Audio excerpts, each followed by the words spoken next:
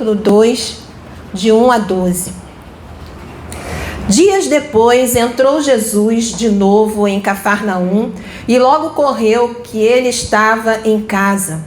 Muitos afluíram para ali, tantos que nem mesmo junto à porta eles achavam lugar, e anunciava-lhes a palavra. Alguns foram ter com ele, conduzindo um paralítico, levado por 4 homens.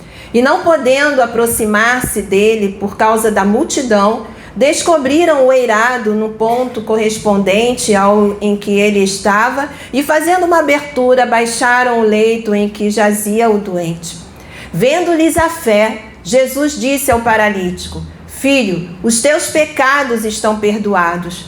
Mas alguns dos escribas estavam assentados ali e arrazoavam em seu coração: Por que fala este deste modo? Isto é blasfêmia. Quem pode perdoar pecados senão um que é Deus? E Jesus, percebendo logo por seu espírito que eles assim arrazoavam, disse-lhes: Por que arrazoais sobre estas coisas em vosso coração? Qual é mais fácil? Dizer ao paralítico: Estão perdoados os teus pecados? Ou dizer: Levanta-te, toma o teu leito e anda? Ora, para que saibais que o Filho do Homem tem sobre a terra autoridade para perdoar pecados, disse ao paralítico: Eu te mando, levanta-te, toma o teu leito e vai para a tua casa. Então ele se levantou e no mesmo instante, tomando o leito, retirou-se à vista de todos, a ponto de se admirarem todos e darem glória a Deus, dizendo: Jamais vimos coisa assim. Senhor nosso Deus e Pai, Senhor, nós louvamos o Teu nome, te damos graças pela Tua palavra, Senhor.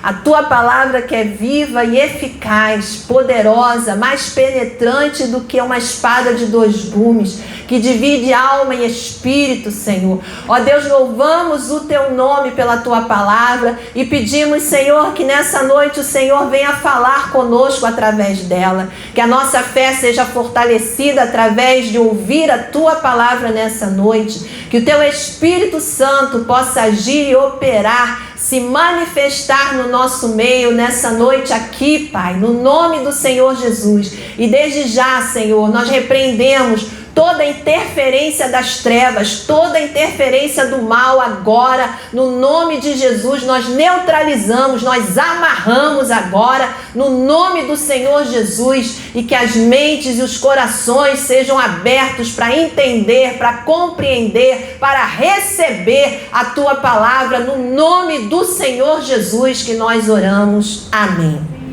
Amém, queridos. Então, a palavra do Senhor hoje aqui é uma história muito interessante, né? Jesus, ele estava vindo, né, de uma jornada de curas e libertações, né, fazendo a obra, e chega um momento que ele vai para casa.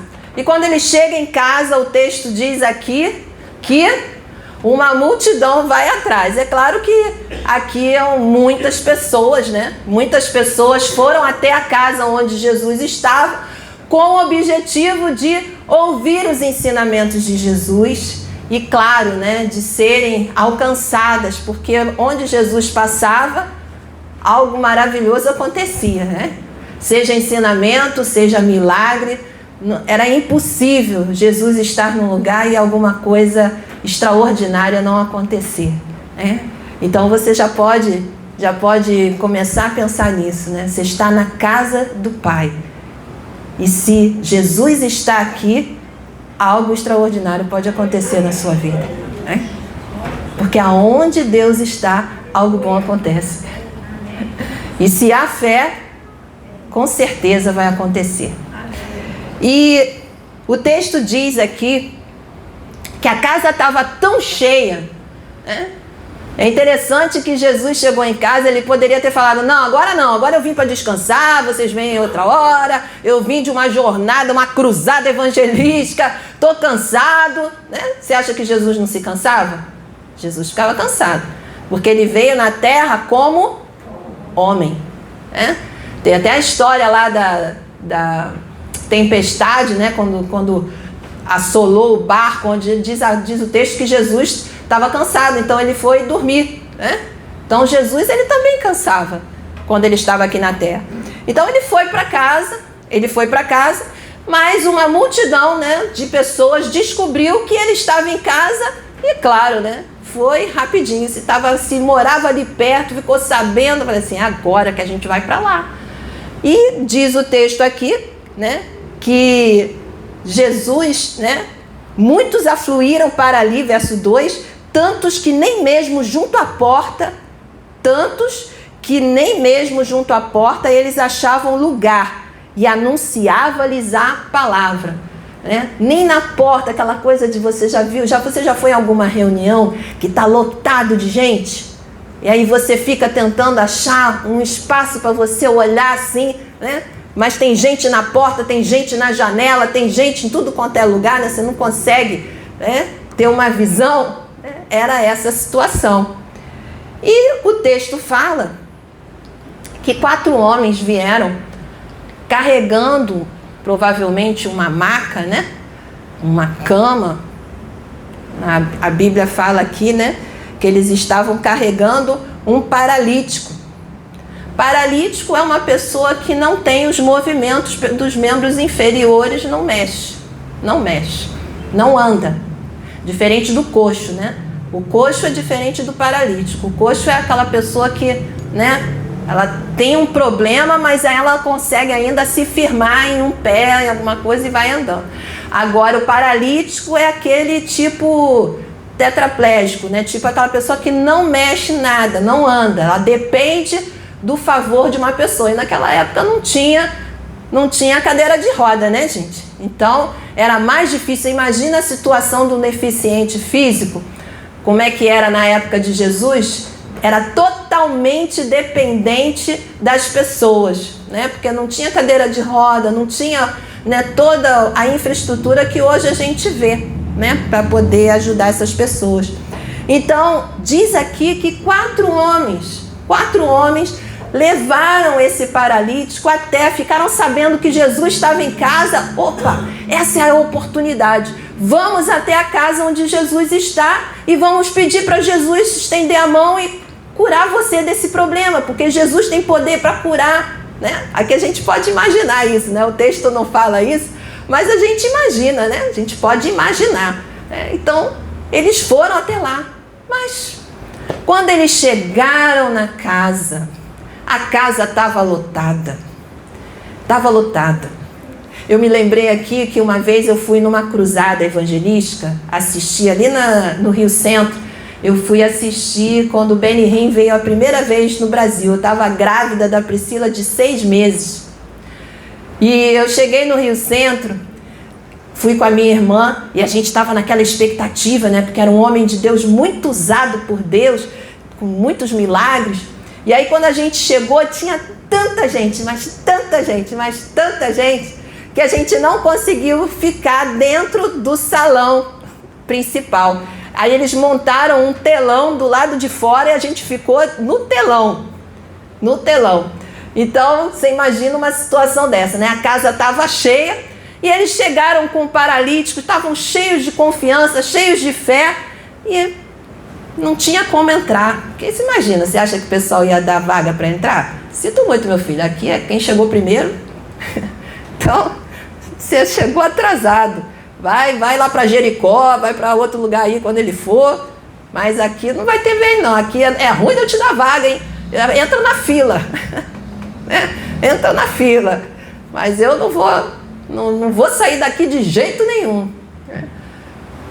Mas a palavra de Deus diz, né, que aqueles 4 homens, né, vai mostrar aqui uma disposição, um esforço, né? Eles estavam dispostos a se esforçar e a fazer o sacrifício que fosse para ajudar aquele amigo. E diz o texto que eles subiram até o eirado. Eu fico imaginando como eles fizeram isso, né? O eirado, porque as casas, antigamente, as casas lá em Israel, elas eram construídas com galhos e barro, né? Tem até umas casinhas que você vê no interior que é com barro e bambu, né, e tal. As casas eram feitas com esse material. E quando chegava na parte de cima, eles falavam que chamam de eirado, é porque a casa era como se ela tivesse assim, tipo um terraço em cima, assim, uma parte assim, toda reta em cima da casa, onde eles botavam os grãos para o grão secar. Era muito comum as casas terem esse eirado assim na parte de cima, onde eles deixavam ali os grãos que eles colhiam secando ali em cima. Então, normalmente tinha uma escadinha que subia do lado, na lateral da parede, né, que eles subiam, e aí algumas casas, eu estava fazendo uma pesquisa, algumas casas tinha até uma portinhola que se abria. Mas nesse caso aqui tá falando que eles fizeram uma abertura. Então, como era de barro e galho, então eu creio que não era tão difícil, né? Não era uma laje. Era algo que talvez eles com algum toco de madeira, alguma coisa, eles pudessem bater, furar assim e abrir um buraco e tentar descer o amigo, né? Através de corda. A gente fica imaginando que não foi uma coisa fácil. Não foi uma coisa fácil.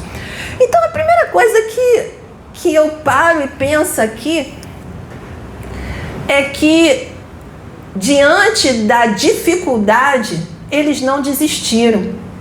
Diante daquela dificuldade para entrar na casa, para chegar até Jesus, eles poderiam ter visto a multidão, ter visto aquela dificuldade, como muitos de nós, às vezes, desistimos fácil, né? Às vezes a gente encontra obstáculos, às vezes a gente tem desafios na nossa frente e a gente prefere desistir, deixar para lá, do que enfrentar, do que insistir, do que tentar achar um meio para solucionar aquela situação ou aquela necessidade. Então, o que acontece? A multidão ali era o grande empecilho. Aquele monte de pessoas ali na frente era o grande empecilho que eles tinham. E não somente isso, mas o telhado também, né? Como é que a gente vai chegar? Porque ali eles tiveram que fazer uma abertura. E eu fico imaginando que Jesus, né, o pessoal que trabalha com obra, né, você consegue imaginar? Jesus está lá pregando, que diz o texto aqui, que Jesus estava ensinando a palavra de Deus. Estava ensinando a palavra. Você imagina que eles desceram o paralítico na direção, eles calcularam e desceram o paralítico na direção onde Jesus estava. É o que o texto diz. Vocês concordam? Então, você imagina que Jesus está pregando, daqui a pouco começa um barulho. E aí daqui a pouco uma pedrinha cai aqui, um cascalho cai ali, né? Isso deve ter acontecido. E Jesus olha assim, o que está acontecendo? O teto está desabando? O que está acontecendo aqui? Né? E de repente ele olha assim, descem pelas cordas assim, o paralítico lá. E o texto fala, vendo-lhes a fé. É maravilhoso isso, né? Jesus, ele não olha nesse momento para os erros, os defeitos, as falhas que aqueles homens pudessem ter na vida deles. O texto vai dizer, né, que Jesus, vendo-lhes a fé, ele disse ao paralítico o quê? Primeira coisa que ele falou: os teus pecados estão perdoados. Jesus não estava ali para trazer acusação, condenação. Aquele homem, segundo o texto está falando aqui, ele estava naquela condição de paralisia por causa do pecado. Não quer dizer que todo mundo que está doente porque cometeu um pecado. Mas no caso desse paralítico, ele estava doente fruto do pecado dele. O texto não conta o que foi que ele fez, não conta que tipo de pecado que foi esse que deixou ele nesse estado. Mas Jesus falou, perdoados estão os teus pecados. E eu lembrei até de um caso que era muito comum o povo pensar que alguém estava doente por causa de ter pecado. Isso era muito comum, esse pensamento no meio do povo. Vocês lembram daquela história do cego de nascença? Que os discípulos chegaram para Jesus e perguntaram para ele assim: mestre, quem é que pecou? Foi ele ou foi os pais dele? Lembram dessa história? Do cego de nascença? Os discípulos chegam para Jesus e perguntam assim: mestre, quem é que pecou para ele ser cego assim desde nascença? Quer dizer, isso aí é uma maldição, esse negócio, nascer cego. Porque a pessoa pode ficar cega por um acidente, por uma doença, uma bactéria, alguma coisa que aconteceu com a pessoa. Mas a pessoa nascer cega, isso aí, quem pecou? Foi ele ou foi os pais dele? E aí Jesus fala assim: não foi os pais nem ele que pecou. Ele está cego para que se manifeste nele a glória de Deus. Então, tem pessoas que ficam doentes por causa do pecado que cometeram. Tem pessoas que ficam doentes que vêm de heranças espirituais aí dos seus pais, que a gente já falou sobre isso, né? Não vou entrar aqui no assunto, mas a gente já falou isso na escola dominical, né? E existe enfermidades que é para manifestação da glória de Deus na vida da pessoa. E existem enfermidades que a pessoa está doente porque a pessoa simplesmente é um fator natural, né? A pessoa no mundo, né? O mundo, depois que o pecado entrou no mundo, veio as doenças, veio as enfermidades, veio o mal, né? O mal se estabeleceu na terra. Então, nesse caso aqui específico, foi por causa de pecado.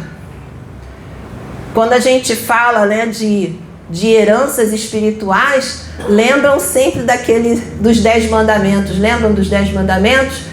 Êxodo 20, verso 5, que a palavra de Deus diz, né? Eu sou o Deus zeloso que visito a iniquidade dos pais nos filhos, até a 3ª e 4ª geração daqueles que me aborrecem, mas também faço misericórdia a todos que me amam e guardam a minha palavra até 1000 gerações. Então Deus visita a iniquidade dos pais nos filhos até a 3ª e 4ª geração, mas Ele abençoa até 1000 gerações aqueles que amam e guardam a sua palavra. É muito forte isso, né? É muito forte. Então, às vezes as pessoas falam assim: mas por que Deus visita a iniquidade dos pais nos filhos? Mas olha as misericórdias. É 1000 gerações, gente. E herança é herança. A gente, para entender as coisas espirituais, às vezes a gente tem que pegar e dar o exemplo do que é terreno, né? Abrindo aqui um parêntese.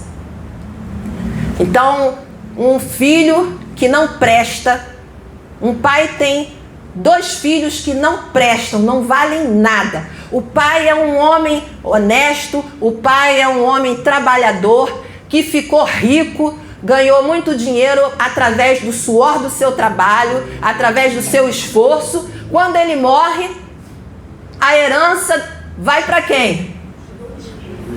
Aqueles filhos que são os ladrãozinhos, que não presta. Eles vão receber a herança do pai que é honesto? Vão. Por quê? Porque eles são filhos. Eles têm direito à herança. E se for o contrário? O pai não presta. O pai é um picareta, um pai que ganhou dinheiro desonestamente e tem 2 filhos que são homens honestos, filhos honestos, pessoas do bem.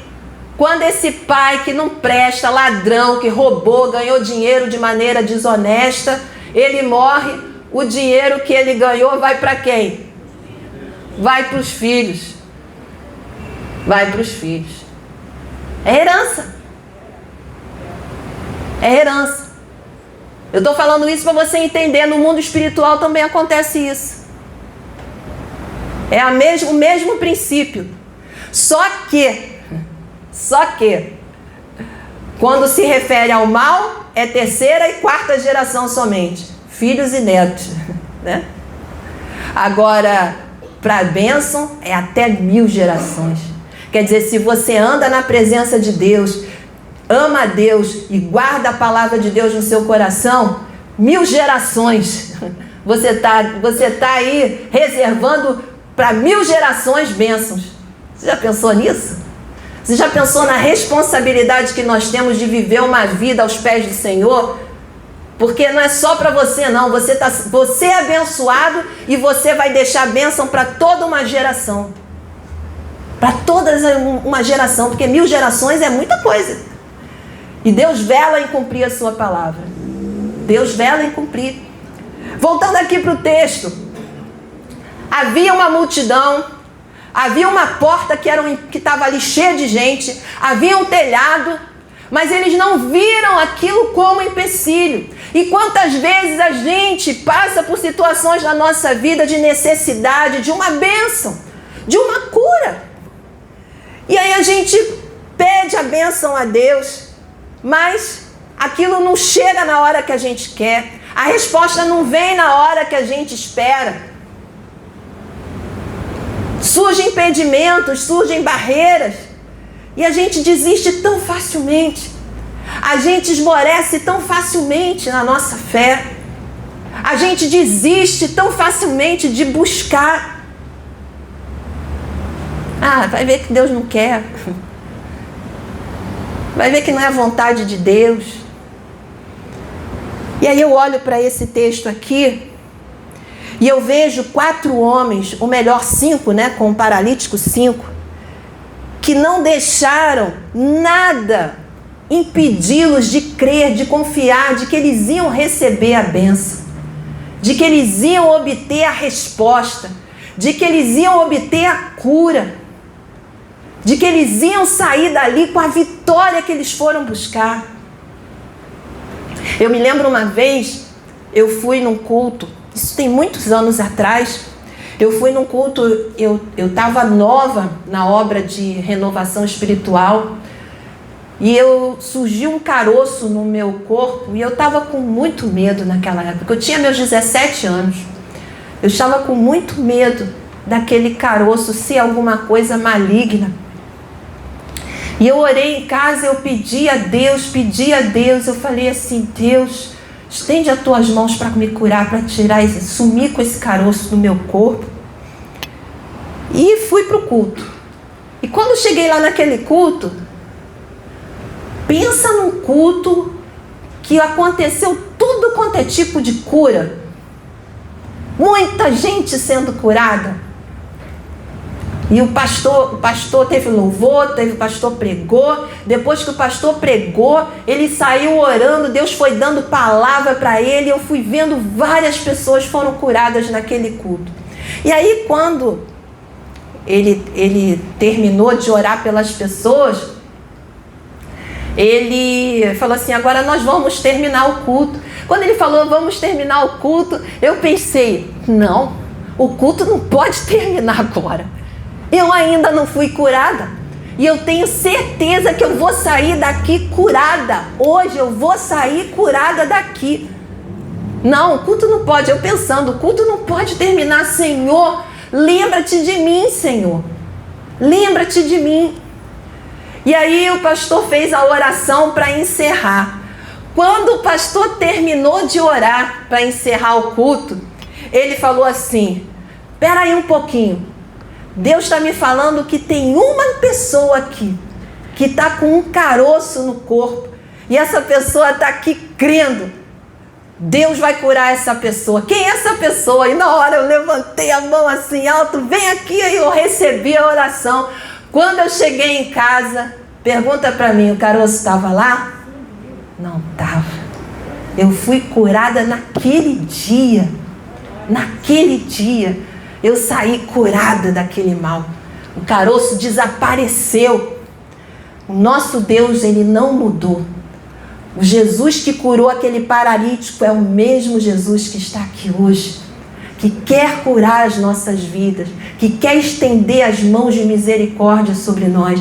E um detalhe importante dessa história é que Jesus viu o quê? A fé.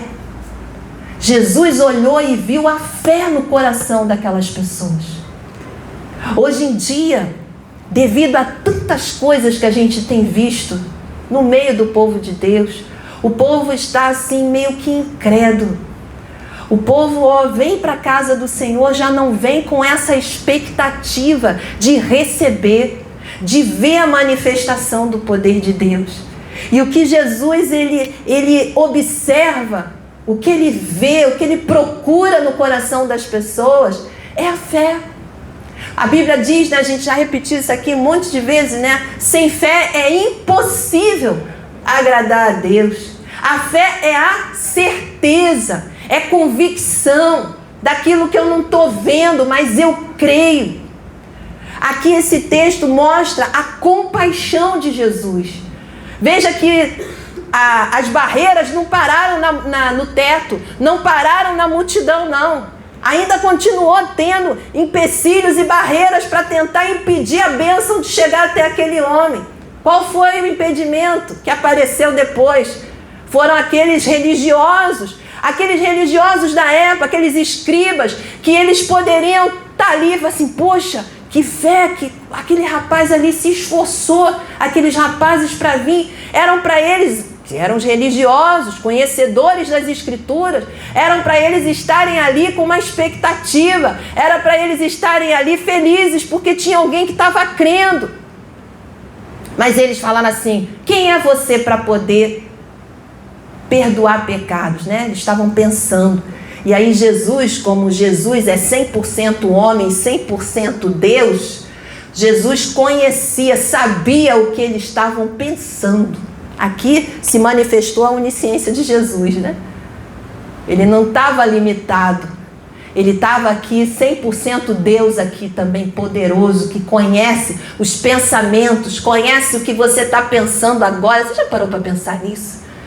Que o Senhor, Ele está aqui, Ele sabe exatamente o que você está pensando agora. O que você está pensando agora. Deus conhece. Deus sabe as pessoas, sabe cada um de vocês, como está o nível de fé de cada um de vocês, Deus conhece. E aí Ele sabe quem ele tem fé, a medida de fé para ser curado hoje, aqui, agora. Deus conhece. Deus viu a fé daqueles homens. E aí o Senhor, Ele foi direto no ponto. Perdoados estão os teus pecados. O Senhor poderia ter primeiro falado, levanta-te e anda. Mas Ele foi no ponto principal. Não adiantava, né, somente mandar ele levantar e andar. Aquele homem precisava de muito mais do que levantar e andar. Ele precisava que o pecado dele fosse perdoado. O pecado dele precisava ser perdoado. Então Jesus, ele sempre vai atender a necessidade principal da nossa vida. Às vezes a gente está preocupado com uma coisa, está buscando resolução de um problema e o problema maior a gente não está enxergando. A gente não está vendo. A gente acha que o problema assim é o pior de todos. Mas Deus, Ele vai muito mais profundo. E Ele viu que o maior problema daquele homem não era a enfermidade física. Era a enfermidade espiritual da alma dele. O pecado tinha levado a ele a essa situação. E aí Jesus fala assim, perdoados estão os teus pecados. E aquele homem deve ter sentido aquele alívio, porque não tem coisa melhor do que quando você comete um pecado, comete um erro, uma falha, alguém chegar para você e dizer assim, eu te perdoo. Você chegar para alguém e dizer assim, me perdoa, e alguém liberar o perdão para você, eu te perdoo. Não é uma coisa que traz um alívio? Porque quando a gente comete algum erro, alguma falha, algum pecado, é um peso. É um peso. Eu quero até ler para você, eu achei interessante, o Salmo 38. Davi, ele, quando escrevia os salmos, ele era muito... Ele se abria, ele se rasgava, ele colocava nos salmos aquilo que estava lá no profundo do ser dele. Aproveitava aquele momento para... Ele usava o salmo para ele desabafar, ele botava, né, tudo aquilo para fora, em forma de cântico, para colocar diante de Deus. E aí no Salmo 38, ele está passando por uma situação, né, difícil.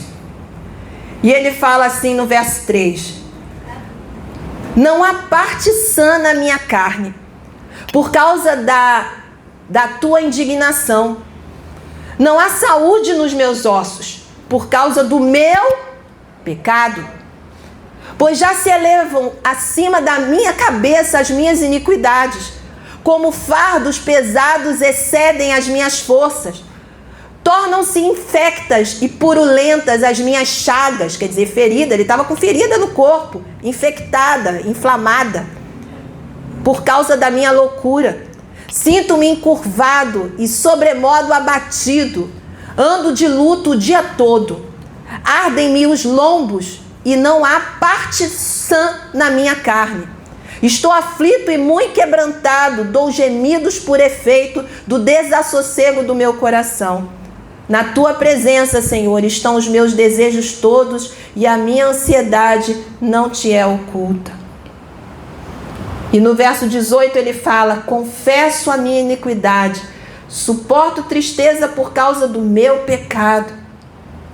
21, não me desampares, Senhor, Deus meu, não te ausentes de mim, apressa-te em socorrer-me, Senhor, salvação minha. Aqui Davi, ele está colocando aqui a situação. Você olha aqui, a situação está feia para o lado dele aqui, né? Ele está dizendo aqui que por causa do pecado dele, tinha os ossos dele estavam com problema, feridas no corpo. Talvez você já tenha lido esse salmo e nunca tenha prestado atenção nisso, né? Ele estava doente aqui, enfermo, não sei, né? Porque o Salmo 51 eu sei que era... O Salmo 51 fala quando ele faz a oração pedindo perdão a Deus pelo arrependimento, né, que ele teve de Betseba, do adultério que ele cometeu e tudo mais. Mas aqui já é uma outra situação, né? Salmo de Davi. E ele coloca aqui, por causa do pecado dele, a situação que ele estava. Aquele paralítico estava paralítico, sem poder andar, por causa do pecado. Mas Jesus olhou a fé daquele homem. Jesus não apontou para ele: você está assim porque você merece, você está assim porque você fez por merecer, você está assim porque você plantou e agora você está colhendo. Não é isso que a gente fala? A gente fala isso das pessoas. A gente aponta o dedo para as pessoas que a gente vê nessa situação, mas Jesus não fez isso. Jesus poderia ter feito isso, porque ele é o justo juiz, mas ele não fez. Ele não acusou, ele não condenou, ele olhou a fé. Ele olhou a fé daqueles homens e ele teve compaixão. E ele curou aquele homem. Mesmo diante daquelas dificuldades, aqueles homens não desistiram. Eles poderiam, diante daquela situação dos escribas lá, ter falado contra, né? Falar assim: quem é você para perdoar pecado? Aí eles poderiam, caramba, sujou. Agora o negócio não vai dar. Mas eles ficaram quietinhos, eles descansaram. Eles aquietaram e deixaram Jesus resolver a parada. Jesus tomou aquela situação nas mãos dele. Jesus enfrentou a situação ali para trazer vitória para aquele paralítico. O texto diz, né, que Jesus ali ele trouxe uma resposta para aqueles escribas, né? Voltando aqui para Marcos 2.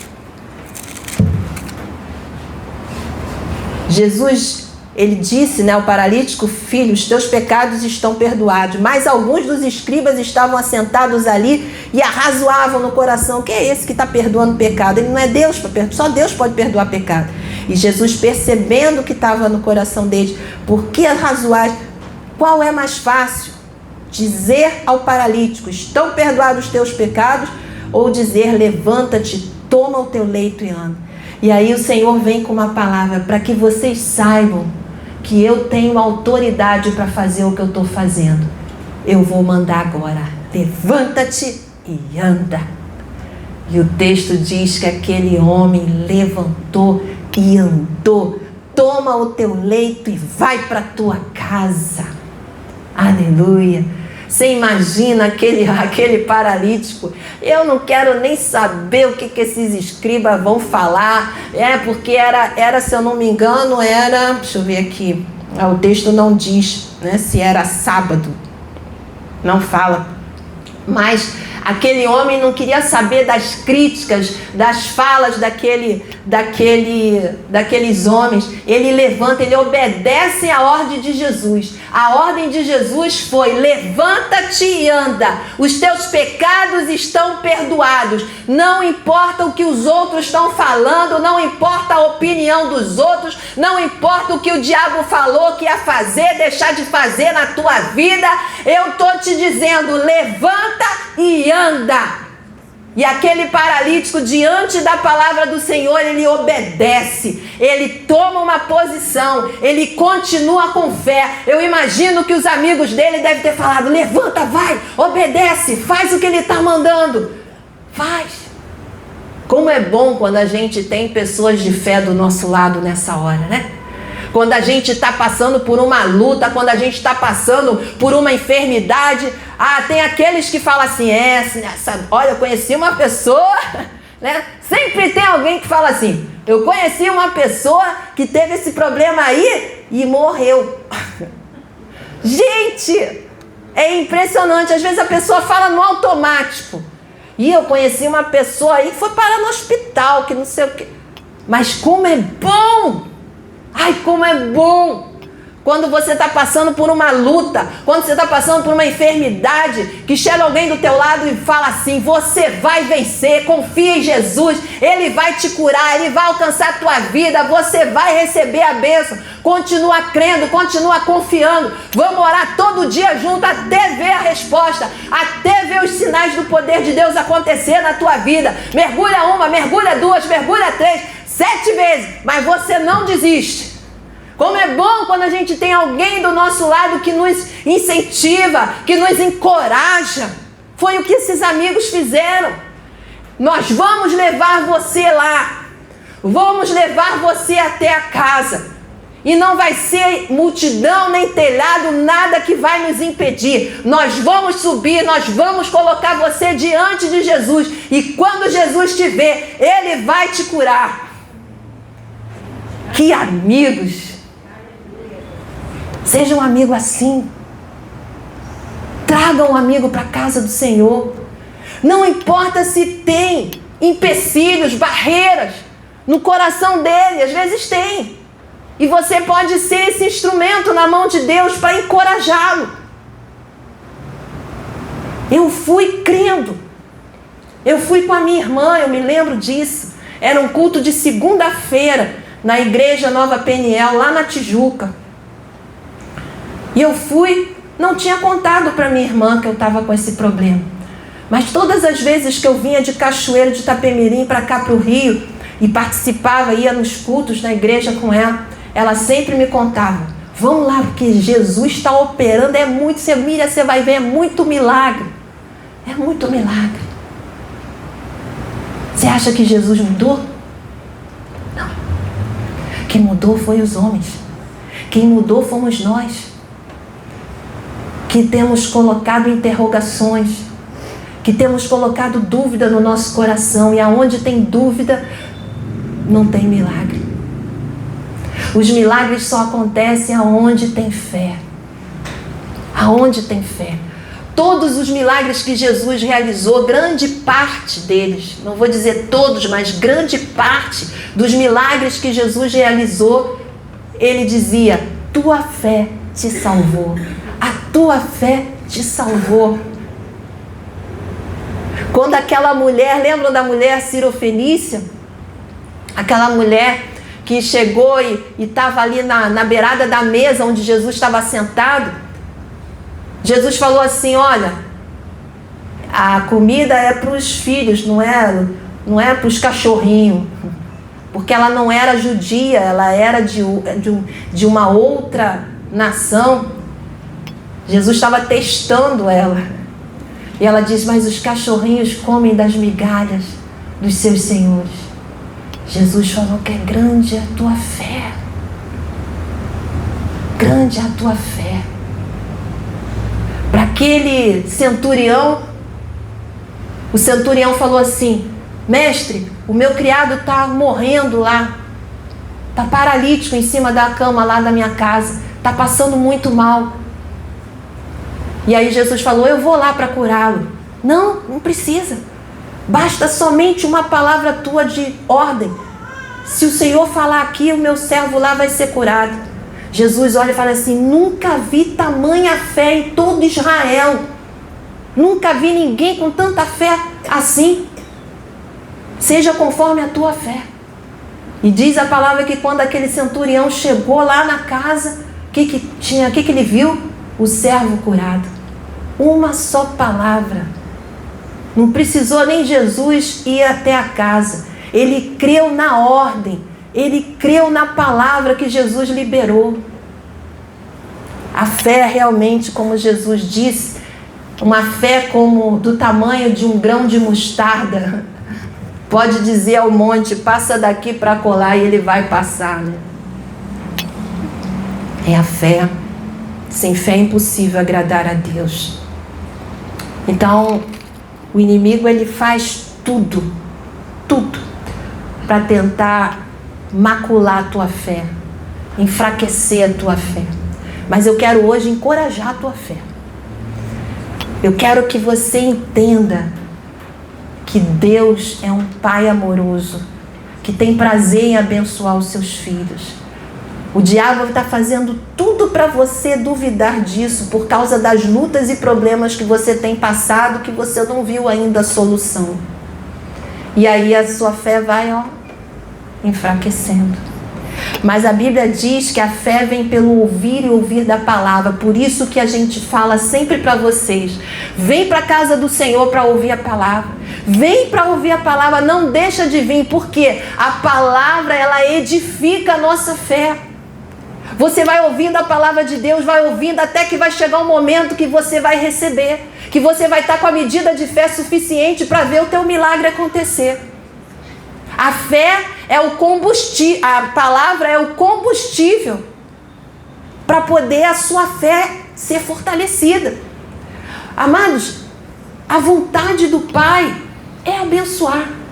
Você lembra da história do povo de Israel? O povo de Israel, quando estava lá em Cádiz Barneia, né? Eles pecaram, né? Eles duvidaram. Eles foram lá, foi enviado os 10 espias, lembram dessa história? Enviaram os 10 espias lá para ver a terra.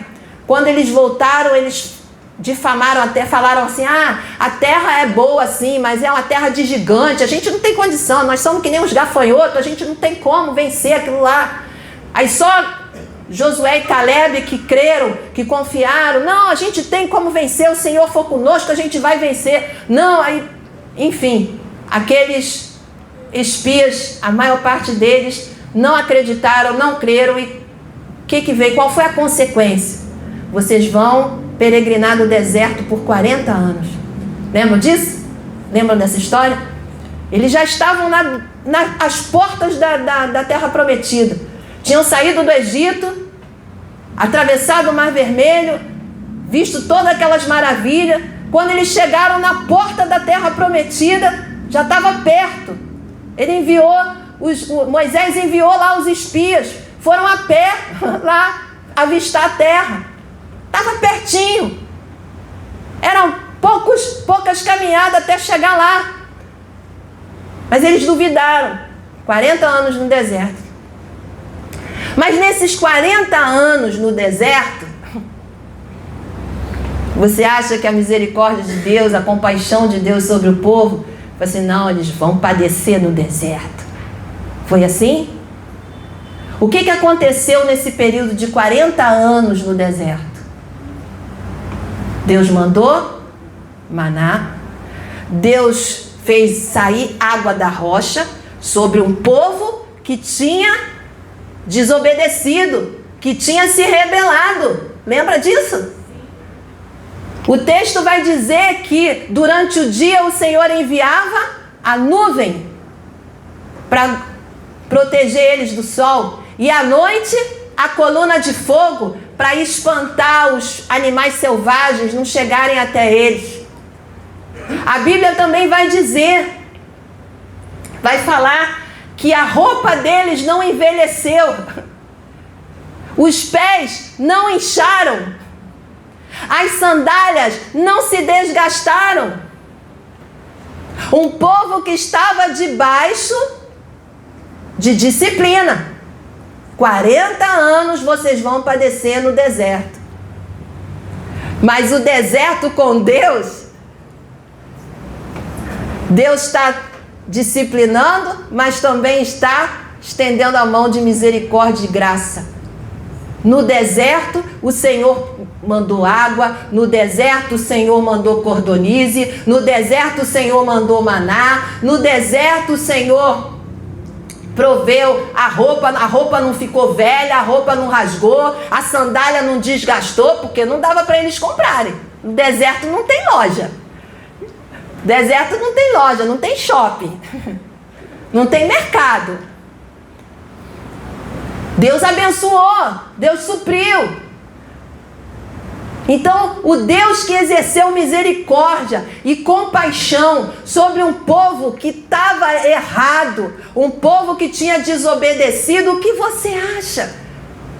Como é que você acha que o coração de Deus está com relação àqueles que estão buscando a Ele, com relação àqueles que estão guardando a sua palavra, que estão buscando o Senhor, que confiam nele?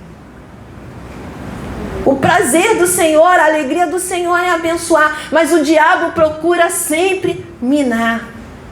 É claro que existem inimigos da fé, né? Existem inimigos da fé. Existem impedimentos, coisas que vêm para impedir a gente de receber uma cura, né? A incredulidade, pecado, as maldições hereditárias, que a gente tendo conhecimento, a gente ora, anula, confessa o pecado e recebe a bênção. Porque Jesus, ele lá na cruz, ele providenciou tudo para nós. Jesus na cruz providenciou salvação. É só você ir até Jesus e você é salvo. É só você crer, né? Então, a salvação não é automática. Jesus morreu por toda a humanidade, mas só aquele que crê, confessa, se arrepende dos seus pecados, é salvo. Então, tem a atitude do ser humano. O ser humano tem que ir até Cristo, tem que abrir o seu coração para Cristo. Jesus também fala lá em Isaías 53, ele levou sobre si as nossas dores, enfermidades, doenças, levou na cruz, mas não é automático. Para você ser curado, você precisa crer, você precisa confiar, você precisa ter fé. Jesus falou com seus discípulos, tendes fé em Deus, tende fé em Deus. E com relação às maldições também não é diferente, não é automático. Lá em Gálatas fala assim, ele levou sobre si as nossas maldições. Mas eu também tenho que ir à cruz. Eu também tenho que renunciar a essas maldições. Da mesma forma, lembram da história dos filhos e os pais que eu contei aqui? Os filhos que são honestos e o pai que é desonesto, que ganhou a herança de maneira errada, né? que ganhou dinheiro de maneira desonesta, aqueles filhos podem, se eles quiserem, renunciar à herança, não pode? Se o meu pai deixar uma herança para mim e eu não quiser aquela herança, eu posso renunciar a essa herança. Como? Eu vou lá no cartório e vou marcar uma audiência com o juiz lá e vou falar assim, olha, eu não quero essa herança. Eu não quero por causa disso, disso e disso. Meu pai era desonesto, é um dinheiro amaldiçoado. Eu não quero isso aí para mim. Você pode renunciar à herança. No mundo espiritual também. Eu posso ter herdado heranças espirituais dos meus antepassados, mas eu posso renunciá-las através da cruz. Jesus já levou. Senhor, perdoa. Os meus pais fizeram isso. Perdoa os pecados deles, Senhor, em nome de Jesus, Senhor. Eu confesso, meus pais pecaram, eles erraram. Foi isso que Daniel fez. Daniel orou pedindo perdão pelo pecado do povo. Ele fez confissão do pecado. E depois daquela oração, veio aí a notícia de Ciro, que veio para libertar o povo. Depois da oração de confissão de Daniel. Daniel era justo, Daniel era um homem honesto, íntegro, um homem de Deus, mas estava no cativeiro. Por quê? Por causa do pecado dos seus antepassados, do povo. Mas quando ele fez a oração de confissão, logo em seguida você vai ver o texto lá. Não demorou muito para o Senhor trazer livramento e abrir as portas para que o povo pudesse retornar para Jerusalém.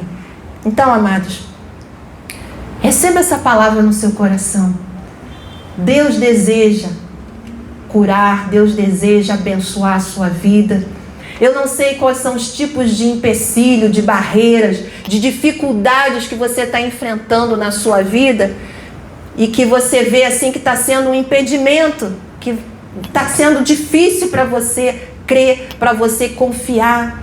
E Deus está trazendo essa palavra aqui hoje para você, para restaurar, renovar os pensamentos que Deus tem a seu respeito. A Bíblia vai dizer, são pensamentos de paz, não de mal, para te dar o fim que você deseja. O desejo do Pai é abençoar, o desejo do Pai é curar, o desejo do Pai é suprir as nossas necessidades. Esse é o Pai, é o nosso Pai celestial. O nosso Deus é o nosso Pai. Lembram da palavra de domingo passado? A paternidade de Deus, o maior sonho de Deus era ser pai de muitos filhos. Você que entregou a sua vida a Cristo, você se tornou filho de Deus. A Bíblia diz, todos quanto receberam, Deus deu-lhes o poder de serem feitos filhos de Deus, aos que creem no seu nome. Vamos ficar de pé e vamos orar ao Senhor.